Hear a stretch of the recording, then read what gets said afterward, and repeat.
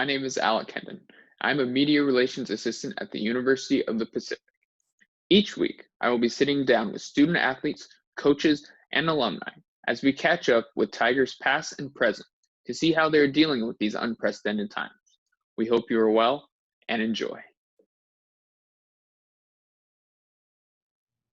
This afternoon, I'm joined by two University of the Pacific men's water polo players, and senior Eli Lule and freshman Lewis Gale. Gentlemen, how are we both doing today?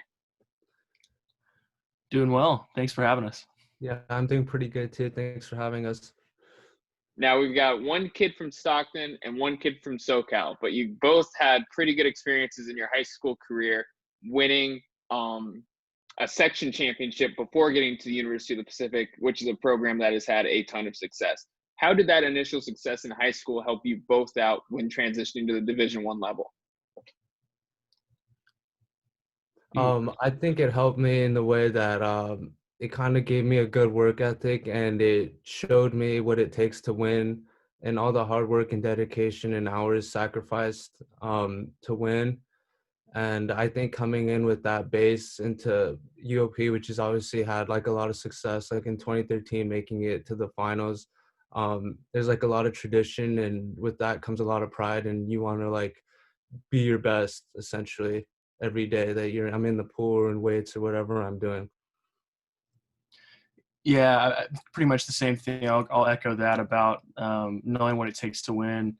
I got knocked out my junior year in the semifinal. It was so close. Like we thought that was our year, and to get knocked out after that, it was like, okay, this is serious. Like you really have to be. You have to want this more than anything. And I think after we had made that mindset, that shift, my senior year, I was able to kind of lock in. And after playing with these guys for a summer, it just kind of just showing how much like the play is so much more elevated when you go to college. And so if you have that that great foundation when you're in high school, and if you learn all those lessons going into college, it makes the transition a little bit easier for sure.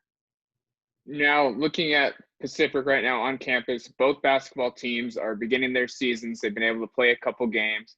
Where are your guys' individual mindsets now, and where are you guys as a team as you wait for that green light to be able to get back in the pool and be able to compete again?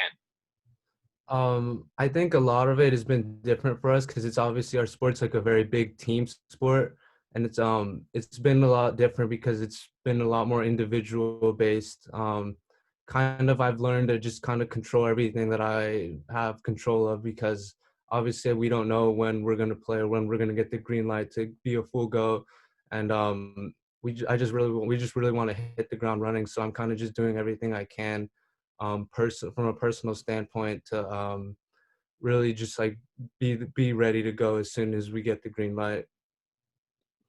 Yeah, same here about just the preparation during this. It's just with all the uncertainty and what our coach James has echoed to us is that you have to be ready for anything. And so especially during this time. So whether that's, we all know our bodies, individually, we know our bodies better than anyone else. And so you have to get yourself ready. And however that may be, some guys run, some guys are able to swim and get pool time.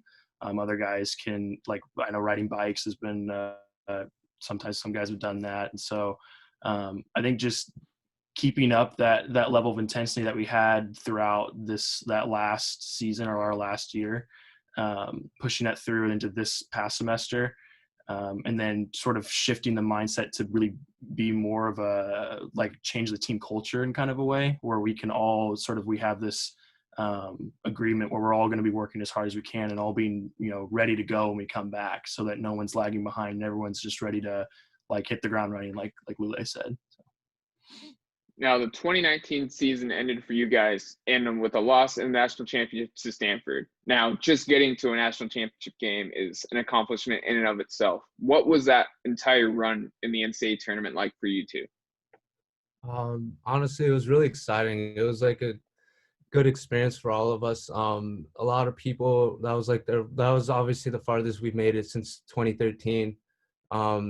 And I think just going into that season, it was like a lot of ups and downs, obviously, but we kind of just had to ride it out.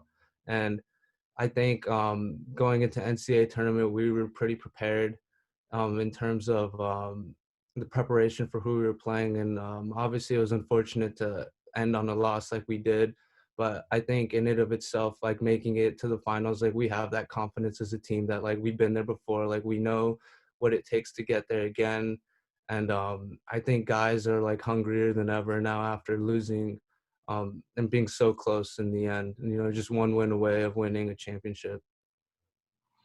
Yeah, that one was insane, and being able to play in Stockton, like growing up in Stockton for the past 10 years, it's to see that pool. Like I got to see it in 2013 when it was crazy packed, super loud, and I was like, oh man, it'd be awesome to play like that one day. And I was even playing water polo at that point, and then to actually have it, come true, like a dream come true. Obviously we wanted to win that game. But that win against Pepperdine that Friday or Saturday night, that was insane. I've never been a part of a crowd like that. I've never even seen a water polo crowd look like that before, and we could barely even hear each other on the pool deck. And so that energy that we had and all the fans that came out, like everyone in Stockton, it was awesome, honestly. Now, Lule, you mentioned that you're from Stockton, played at St. Mary's in high school, the local product, and Eli, you come from Southern California.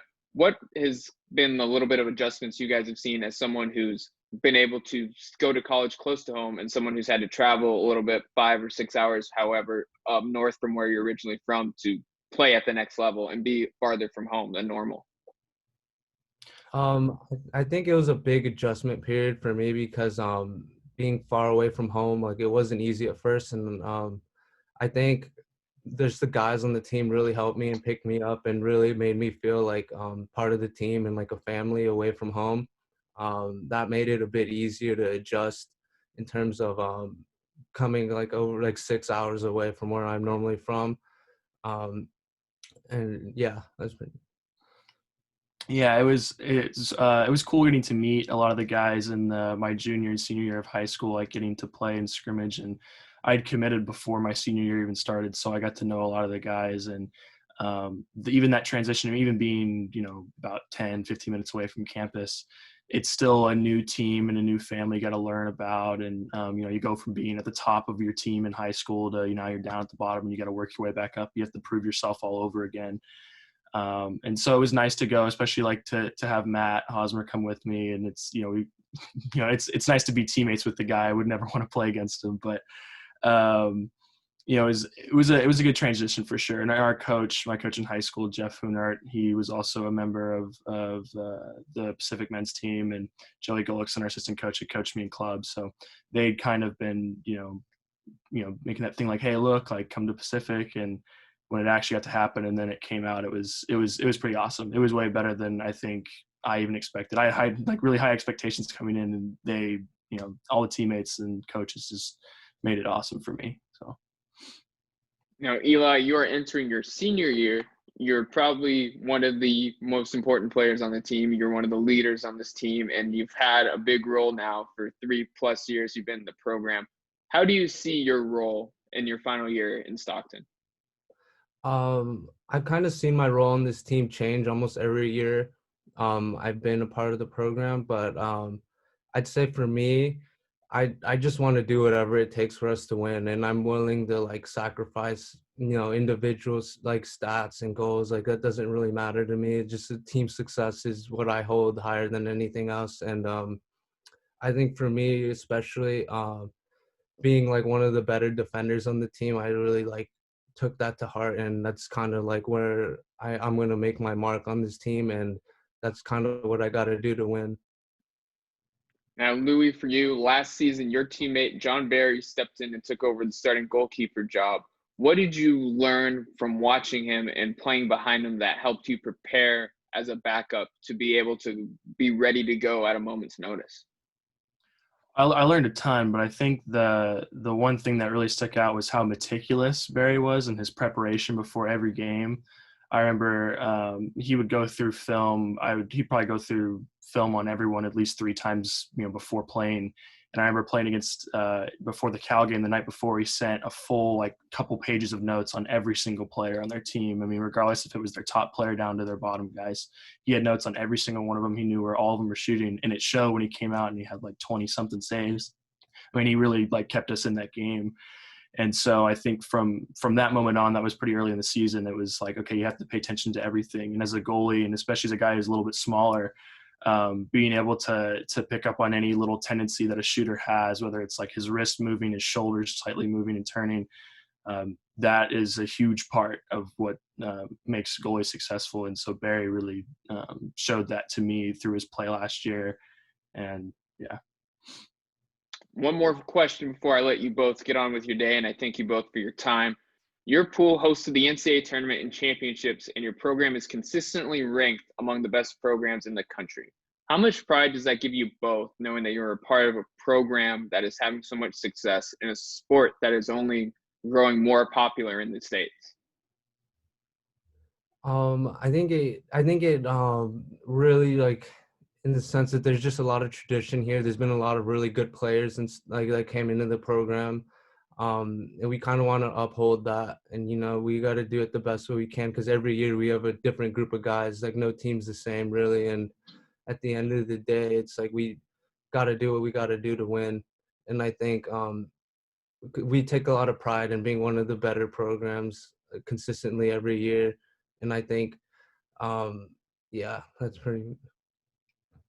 Yeah, I just personally, I think I have a tremendous amount of pride, especially being, again, like a guy from Stockton, and seeing how good, our team has been since I've been. I mean, it was my first water polo game I ever saw was at Pacific, and so, being it's like it's a hometown thing for me. It is a little more. It's pretty personal, and it's like, yeah, I have a lot of pride for seeing the team kind of go from like a mid-major competitive team into now it's like we're in the top 5 every year, and we're consistently knocking off one of the big 4 schools. And to be even up there with those guys, think about that, especially how like the size of our school and the resources we have compared to those schools, it's pretty awesome what we can do. And I think we're speaking for the whole team when we say this, that we have a lot of team pride, and we don't like losing to anyone, regardless of if they're number 1 in the country, if they're bottom of the country. So yeah, ton of pride.